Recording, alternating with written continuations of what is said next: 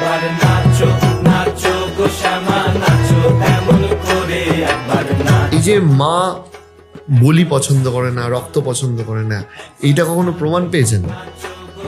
হ্যাঁ,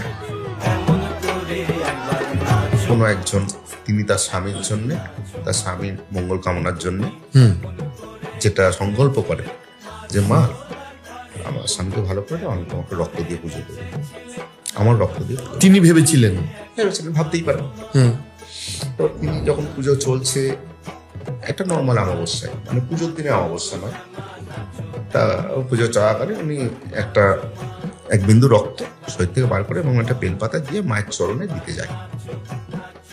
সেটা দিতে যাওয়ার সাথে সাথে হোমটোম, মানে যে পুজো চলাকালীন যে ব্যবস্থাপনাগুলো থাকে সেটা সম্পূর্ণ বন্ধ হয়ে যায় সঙ্গে সঙ্গে। হ্যাঁ, তখন সবাই ওখানে যারা থাকে পুজোটাকে দেখভাল করে তারা তখন বুঝতে পেরেছে যে এটা ঠিক হচ্ছে না।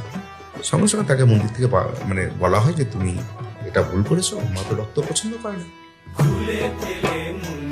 মায়ের চাহিদাটা খুব সামান্য, খুব সামান্য। আমাদের মায়ের চাহিদা খুব সামান্য, একটু সন্দেশ, ধূপ ধুনো আর ভক্তি। ভক্তিটা চোখের জলে পা ধুইয়ে দাও, কি চাইবে সব পাবে।